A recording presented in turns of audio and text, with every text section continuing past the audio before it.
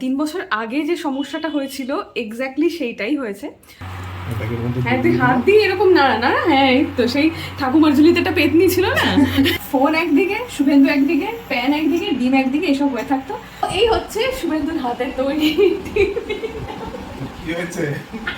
হ্যাঁ,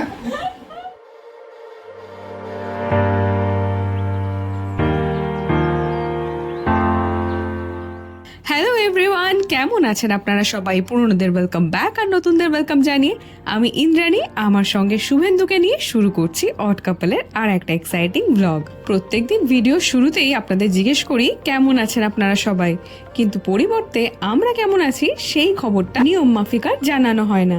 মোটের ওপর কেমন আছি সেটা হয়তো আপনারা ভিডিও দেখেই মোটামুটি আন্দাজ করতে পারেন, কিন্তু গত 5-7 দিন ধরে হচ্ছে একটা গন্ডগোল। যাই হোক, সকাল সকাল চা আর এই দুটো কেক দিয়ে ব্রেকফাস্ট সেরে আজকে ভাবলাম একটু বেডশিটটা চেঞ্জ করি।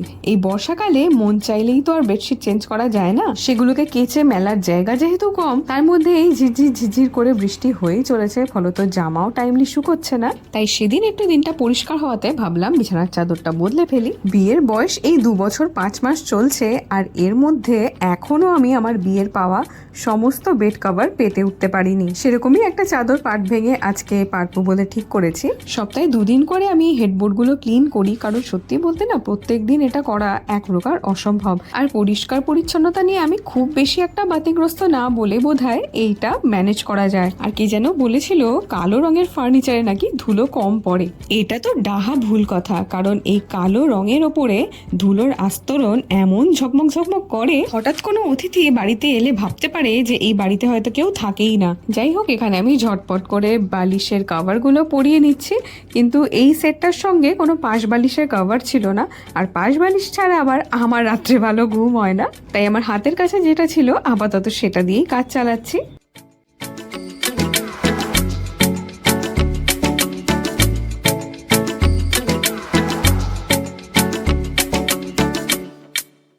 আজকে যখন ক্লিনিং এর মেজাজেই আছি, ভাবলাম ঘরের ওয়ালগুলো একটু ক্লিন করা যাক।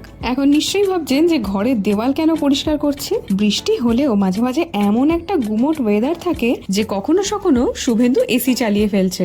এই ঘরের ভিতরে ঠান্ডার বাইরে গরম, এই পরিস্থিতিতে ঘরের দেওয়ালগুলো দেখি কেমন ঘেমে যায়। এই অবস্থায় ডাস্টগুলো দেওয়ালে জমলেই কেমন একটা ব্ল্যাক প্যাচ তৈরি হয়। সেই জন্য মাসে 2-1 বার একটা নরম কাপড় একটু ভিজিয়ে নিয়ে দেওয়ালটাকে এভাবে পরিষ্কার করি। তবে আপনারাই যদি করতে যান, অতি অবশ্যই দেখে নেবেন যে ঘরের রংটাও ওয়াটারপ্রুফ কিনা। ইন্টেরিয়র পেইন্ট যদি ওয়াটারপ্রুফ না হয় তাহলে কিন্তু আর এক বিপত্তি ঘটবে। মিনওয়াইল আগের দিন নার্সারি থেকে নিয়ে এসেছিলাম এই সাকুলেন্টটা, ভাবছি এটা ঘরেই সাজাবো। আপনাদের যদি সাকুলেন্ট রয়েছে, বৃষ্টির জল থেকে এই বর্ষায় গাছগুলোকে একটু বাঁচিয়েই রাখবেন, কারণ বৃষ্টির জল এরা মোটে পছন্দ করে না। বহু যুগ আগে মিশো থেকে 2টো ওয়াল হ্যাঙ্গিং কিনেছিলাম ম্যাক্রেমের, একটা হচ্ছে স্টার মোটিফের আর একটা মুন মোটিফের। শুরুতে ভেবেছিলাম এগুলো ব্যালকনিতেই সাজাবো, কিন্তু এত সুন্দর জিনিস বাইরে রেখে দিলে নির্ঘাত ধুলো পড়বে, তাই ভাবলাম ঘরেই সাজাই। এটা যেহেতু আমাদের ছবিটার পেছনে হ্যাং করব, তাই এটার জন্য একটা জোগাড় প্রয়োজন। তো আমার কাছে দেখলাম একটু পাটের দড়ি রয়েছে, তো সেটা দিয়ে খানিকটা এক্সটেনশন বানিয়ে নিলাম। তো সেইটা বাড়িয়ে দিতেই দেখলাম ফটোর পেছনে বেশ সুন্দর লাগছে, কিন্তু ঘরের এই কর্নারটা বেশ ফাঁকা ফাঁকা লাগছিল, ওই জন্য এখানে ওই মিশো থেকে কেনা একটা প্লান্টার রেখেছি। কোনো কিছুই কিন্তু থিমের সঙ্গে খুব একটা ম্যাচ করে কেনা নয়, কিন্তু সবকিছু অ্যাসেম্বল করার পর দেখলাম মোটের ওপর নেহাত মন্দ লাগছে না।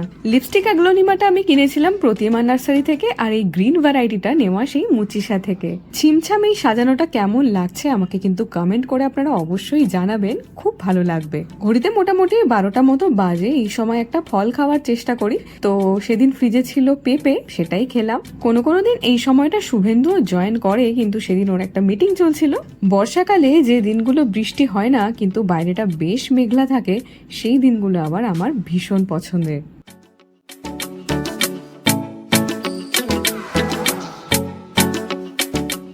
ঘরে গ্রিনের টাচ তো হলো গাছপালা, কিন্তু সন্ধেবেলার পর যদি ঘরে থাকে এরকম একটা গোল্ডেন ইয়েলো টাচ, তাহলে কিন্তু খুবই সুন্দর দেখতে লাগে। তো এবার ভাবলাম হেডবোর্ডসের ওপরে এই লাইটসগুলো দিয়ে একটু ডেকোরেট করা যাক। এখন তো দিনের বেলা, সন্ধেবেলা জ্বালালে খুবই সুন্দর লাগবে। আর এই হেডবোর্ডের ওপরে এই গাছটা আমার চেঞ্জ হতেই থাকে, যখন যেরকম মন হয় তখন সেরকম রাখি। এখন রেখেছি এই টেবিল এরিকা পামটা। তো শুরুতেই বলছিলাম না যে কেমন আছি একটু গন্ডগোলের, কারণ গত 5-7 দিন ধরে চোখে একটা সমস্যা দেখা দিয়েছে, যেটার আজ আমি সপ্তাহখানেক আগেই পেয়েছিলাম। এই লাল মতো যে অংশটা দেখতে পাচ্ছেন, রাত যত বাড়ে এই সাদা অংশটাকে পুরো ঢেকে ফেলে। অদ্ভুতভাবে 3 বছর আগে এই সেম প্রবলেম আবারও হয়েছিল। তাই এখানে আমি শুভেন্দুকে একটু বলছিলাম যে আমার পুরনো প্রেসক্রিপশনগুলো একটু বের করে দিতে, কিন্তু ওই আর কি, জিনিসপত্র এত গুছিয়ে রাখি অনেক সময় কাজের জিনিসও হাতের কাছে পাই না। যাই হোক, ফাইনালি পাওয়া গিয়েছে। সমস্যাটা যখন একই, মানে ওই চোখটা লাল হয়ে যাওয়া এবং চোখ কটকট করা, তো আগেরবার যে ডাক্তারবাবুকে দেখিয়েছিলাম এবারও ভাবলাম তাকেই কনসাল্ট করি। ডাক্তারবাবুর নাম হচ্ছে সৌগত হালদার, উনি একজন অপথ্যালমিক সার্জন। না, আমি এখানে কোনো ডাক্তারের প্রচার করছি না, আমি ওনাকে দেখিয়ে ভীষণ ভালো রেজাল্ট পেয়েছিলাম। অদ্ভুত ব্যাপার দেখুন, এই 3 বছর আগে জুলাই মাসেই আমার এই সেম প্রবলেম হয়েছিল। তো ওনার অ্যাপয়েন্টমেন্ট আমার নেওয়াই রয়েছে, তো স্নান করে খাওয়াটা সেরে নিয়ে বেরিয়ে পড়বো। ইতিমধ্যে রান্না দিদি খাবারও পাঠিয়ে দিয়েছে। রান্না দিদি থেকে আমরা সব খাবার নিলেও ভাতটা ঘরেই তৈরি করি, সাদামাটা ডাল, বেগুন ভাজা, বাঁধাকপির তরকারি, মাছের ঝোল আর চাটনি।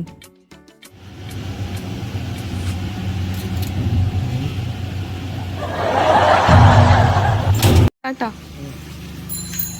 শুভেন্দুর অফিস থাকার কারণে সেদিন ও আমার সঙ্গে যেতে পারেনি, তো আমি ভাবছিলাম একাই চলে যাব, কিন্তু কোনো কিছু হলে একা একা গিয়ে ডাক্তার দেখিয়ে এসছি, এমনটা কোনোদিনও হয়নি।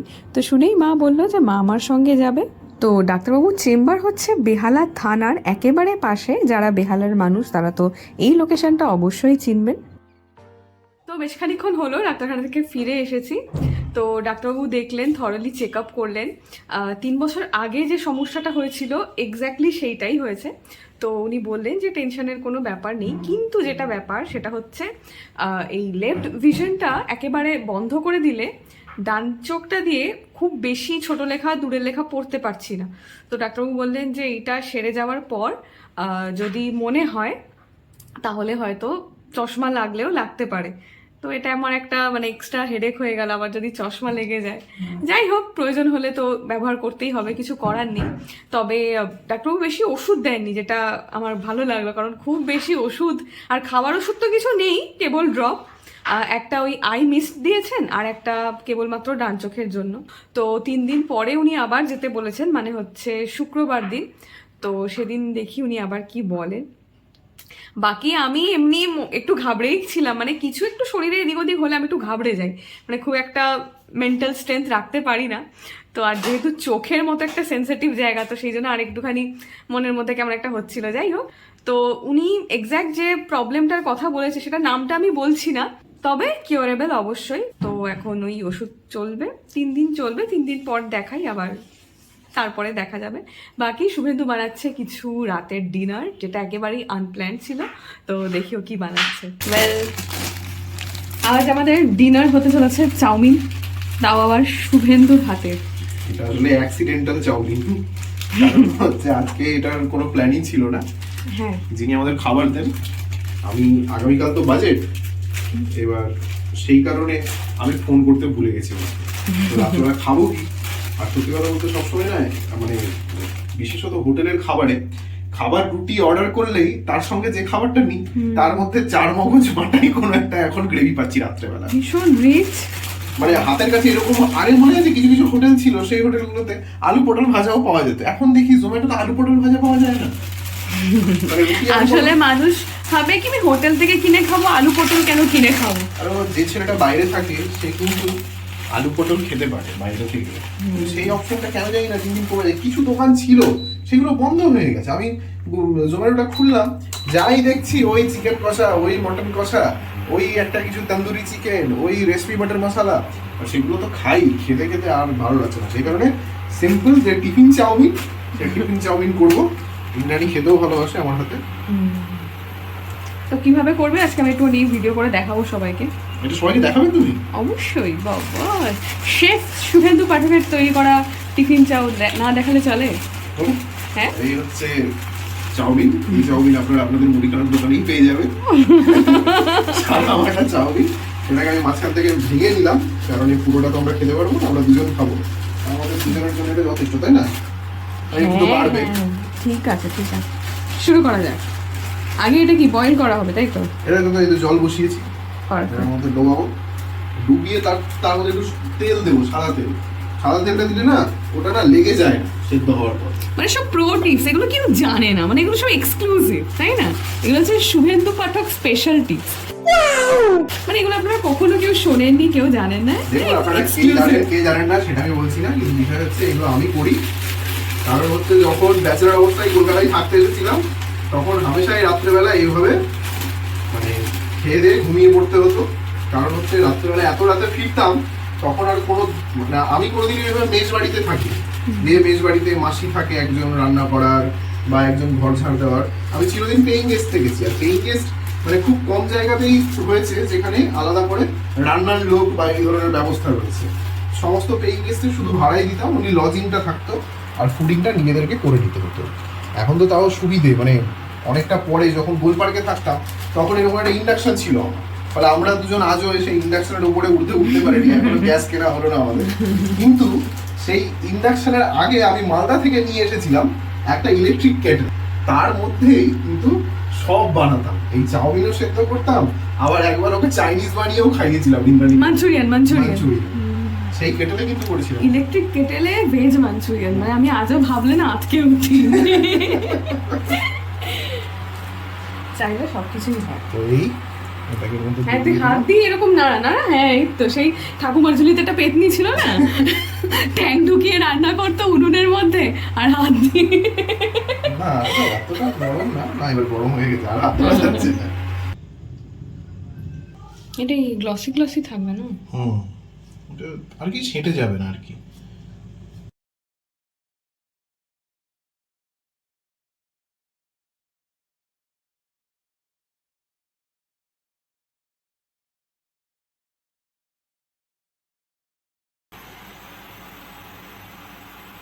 আমার সঙ্গে থাকতে থাকতে শুভেন্দু বেশ কম তেলে রান্না করা শিখে গেছে।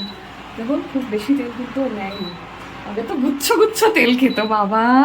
না কিছু রান্না দেখলে তেল না না, ওরম মনে হয়, জানো তো। যেমন আমার শাশুড়ি মা খুবই অল্প তেলে মাংস রান্না করে, মানে সেটা কি করে উনি করেন উনি জানেন। মা খালি বলবে খেতে কেমন হয় বলো। পেছনে দুটো ডিম আছে, তো কি মানে তোমার ব্যাক সাইডে দুটো ডিম আছে। আমাদের কিচেনে আমি যখন রান্না করি তখন তো ক্যামেরাটাকে একটা জায়গায় রেখে রান্না করি, তো আজকে যদি সেটা করতাম তাহলে দেখতাম যে ট্রাইপড একদিকে, ফোন একদিকে, শুভেন্দু একদিকে, প্যান একদিকে, ডিম একদিকে, এসব হয়ে থাকতো। তাই ভাবলাম যখন শুট করব তখন নিজে দাঁড়িয়ে থেকেই শুট করি। এভাবে স্টিলের খুঁটিতে দিলি কেন?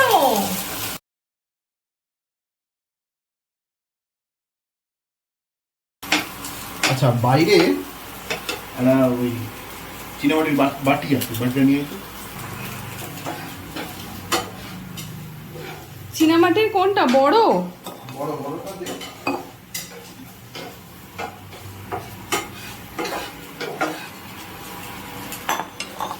ও ডিম ভেজে উঠিয়ে রাখা হবে। হ্যাঁ নইলে ভালো মানে কি হয়, যখন চাউমিনটা ভাজা হয় না তখন ডিমটা যেন ওভার কুক হয়ে যায়, তখন ডিমটা পড় করে। আচ্ছা, আবার একটুখানি অয়েল দেওয়া হচ্ছে। ইন্দ্রাণীর মতো অত সাজিয়ে গুছিয়ে আমি রান্না করতে পারি না। তাও যতটুকু করিস যথেষ্ট বাবা। আচ্ছা, এবার তেল গরম করে তাতে দেওয়া হচ্ছে ক্যাপসিকাম। খুব বেশি ভাজবো না, যাতে ক্যাপসিকামের একেবারে মানে ক্যাপসিকামটা যেন ক্যাপসিকামই থাকে। তো বাকি পেঁয়াজও একটুখানি ছিল। হ্যাঁ আজকে শুট করছি বলে শুনে তো একটু কায়দাবাজি করে একটু দিচ্ছে, তুই তাড়াতাড়ি কর, খিদে পেয়েছে। আমি মোটেও কায়দাবাজি করছি না। এরকম এরকম এরকম এরকম করে সরাচ্ছি, আমি দেখতেই তো পাচ্ছি। না ওরকম করেই তো আমি চিরদিন দিই, আমার হাতের মুভমেন্টটাই ওরকম, ট্রাই টু আন্ডারস্ট্যান্ড। নাইস। এই যে হাই ফ্লেমে এটা রান্না চলছে, আমি আবার এটা একেবারে পক্ষপাতী নই।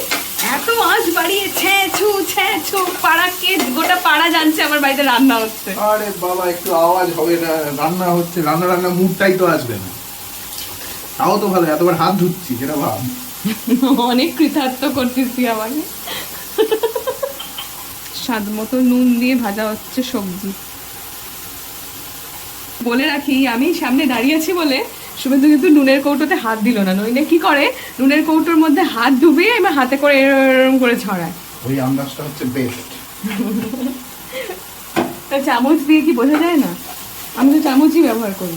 হ্যাঁ ছোটো থেকে সব আমাদের রান্না শেখা কি? আমাদের রান্না শেখা হচ্ছে সব গ্রামের পিকনিকে রান্না শেখা। হ্যাঁ, পিকনিক, ইয়েস। কারণ মা তো নিয়ে রান্নাঘরে কখনো এসব করতে দিত না। হ্যাঁ, বাই দ্য ওয়ে, শুভেন্দুদের বাড়িতে কিচেনে কিন্তু চিকেন রান্না হয় না, তাই না? তো মানে মাটন হয় আর ডিম হয় না শুভেন্দু? সেরকম হয় না। সেরকম হয় না, কেবলমাত্র মাটনটাই হয়। চিকেন বাড়ির ঘরের কিচেনে করতে দেওয়া হয় না। চিকেন করার হলে একেবারে উঠোনে মানে একটা জায়গা রয়েছে। বাপ মায়ের ত্যায্য পুত্র হয়ে যেতে হয় যদি চিকেন খাই। হ্যাঁ, একটু থালা বাসন নিয়েও একটুখানি কি বলবো, চুমার কাছে অনেক সমস্যা দিয়ে, একটু না অনেক সমস্যা। আর স্পেশালি যেহেতু এরা চিকেনটা ভালোবাসে খেতে, ওই কারণে প্রবলেমটা হয়, তাই না? খুবই প্রবলেম হয়। আর খেয়ে দিয়ে ওই রকম করে, মানে সত্যি কথা বলতে এখন মানে মাঝে মাঝে ভাবি যে বাবা, চিকেন খাওয়ার জন্য একটা পিকনিক করার জন্য কি সব করতাম। বাইরে মাটি খুঁড়ে ইট দিয়ে উনুন বানিয়ে এটা হয়ে গেছে। মিনওয়াইল এখানে আকাশের চাঁদটা দেখুন, কি সুন্দর লাগছে। জল দেবো।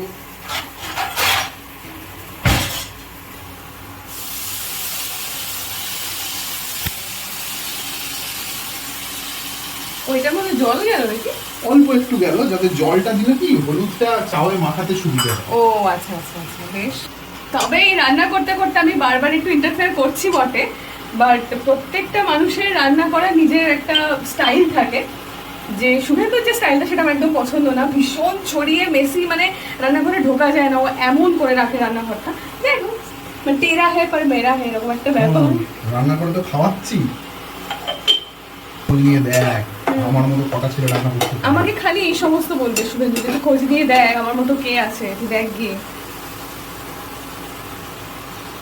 চাউমিন আপনারা সবাই, আমি শিওর যে আপনাদের মা কাকিমা তারা বাড়িতে বানায়, এর মধ্যে অনেক কিছু দেওয়া যায়। আমার মাথায় বলে ফুলকপিও দিত শীতকালে ইজিলি দেওয়া যাবে। আর একটা জিনিস এর মধ্যে হেভি লাগে, কিন্তু ইমরানি ওটা খায় না, সেটা হচ্ছে একটু ভাজা বাদাম। না না, চাউমিন এই সমস্ত জিনিসের মধ্যে বাদাম টাদাম ভালো লাগে না। শুনে আমার কাছে দুটো চপস্টিক আছে দোকানের মতো, এরকম করে যে লম্বা করে করে করে। সরি, মোটা মোটা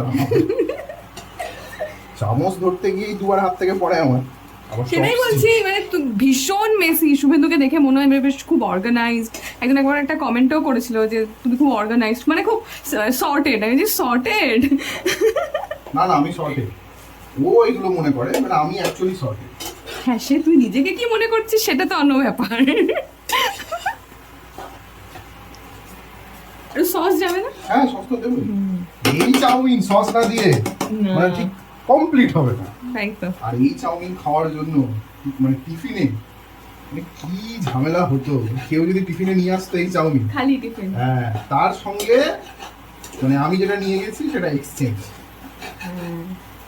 তুই চাউমিনের জন্য নিজের কোন টিফিনটা এক্সচেঞ্জ করার জন্য রেডি থাক? লুচি পরোটা। আমার বাবা লুচি পরোটা খেতে এত ভালোবাসে যে ছোট থেকে এই টিফিনে লুচি পরোটা আমাকে মা দিতে আসতো, কারণ হচ্ছে বাবার জন্য করতো। হ্যাঁ, একসঙ্গে হলো, আমাকেও 4 পিস মা দিতে আসতো হচ্ছে লুচি। সেই লুচি তো আমার খেতে বিরক্তি। আই উইশ আমি তোর ক্লাসমেট হতাম শুভেন্দু। লুচি চাউমিন নিয়ে আসতো, তাদের সঙ্গে এক্সচেঞ্জ করতো, তার লুচি খেত খুশি খুশি, তারা খুব আনন্দ সহকারে লুচি খেত।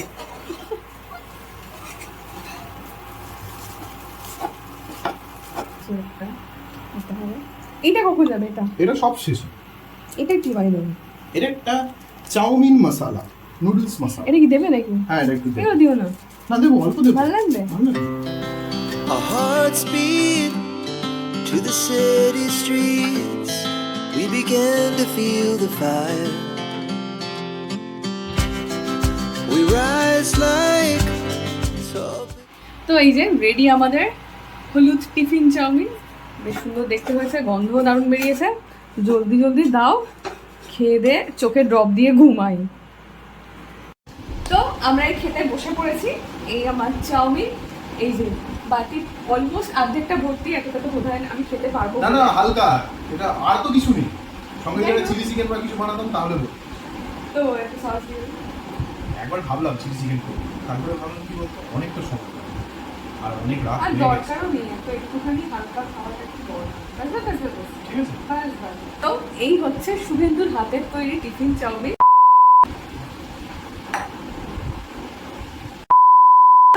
হচ্ছে শুভেন্দুর হাতের তৈরি কি হয়েছে? হ্যাঁ,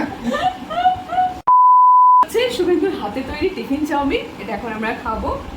আর খেতে খেতে আমরা একটা খুব মজাদার জিনিস দেখছি ফেসবুকে। রিসেন্টলি আমার মেমোরিতে এই ভিডিওটা এলো, ভিডিওটা আপনাদেরকেও দেখাই।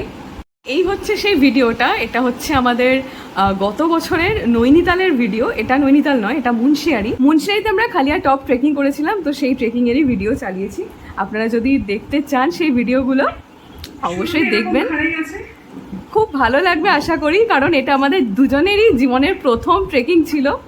তো সেই অনুযায়ী বলতে গেলে মানে খুবই আনকোড়া দুটো মানুষ ট্রেক করলে যেরকম দেখতে লাগে সেই রকমই লাগছে। তো এটা দেখতে দেখতে কিছু মনে পড়ছে শুভেন্দু? আমার তো মানে ওই রাতটাতে মনে হয় যেন আবার আমি ফিরে যাই এরকম একটা ট্রেকিং করি। হ্যাঁ, কিন্তু শর্ত এটা যে যেখানে গিয়ে রাতে থাকবো সেখানে সেই রাতের মতোই কেউ থাকবে না। আচ্ছা, আর একটা কথা, এই ভিডিওটাকে আমি না আই বাটনে দিয়ে দিচ্ছি, আপনাদের যদি ইচ্ছে হয় আপনারা গিয়ে দেখতে পারেন এই ভিডিওটা। মানে আমাদের কাছে খুবই মেমোরেবল একটা ভিডিও। তো এটারই সঙ্গে আমরা শেষ করছি আমাদের আজকের এই ব্লগটা। আশা করি এই ব্লগটা আপনাদের ভালো লেগেছে। যদি ভালো লেগে থাকে তাহলে অবশ্যই আমাদের অড কাপল চ্যানেলটা সাবস্ক্রাইব করতে ভুলবেন না। আর সাবস্ক্রাইব করার সঙ্গে সঙ্গে পাশে থাকা বেল আইকনটা কিন্তু ক্লিক করে দেবেন, মানে বেল আইকনটা ক্লিক করে অল সিলেক্ট করে দেবেন। তাহলে যেটা হবে, আমাদের আপলোড করা প্রত্যেকটা ভিডিও আপনাদের কাছে নোটিফিকেশন হিসেবে পৌঁছবে। কারণ ইদানিং যেটা আমি বুঝতে পারছি যে ইউটিউব আমাদের সব ভিডিও নোটিফিকেশন পাঠাচ্ছে। আর যারা ফেসবুক থেকে দেখছেন তারা অবশ্যই করে আমাদের পেজটা ফলো করতে ভুলবেন না। সবাই খুব ভালো থাকবেন। খুব তাড়াতাড়ি আসছি নতুন কোনো ভিডিও নিয়ে। ততদিনের জন্য টাটা।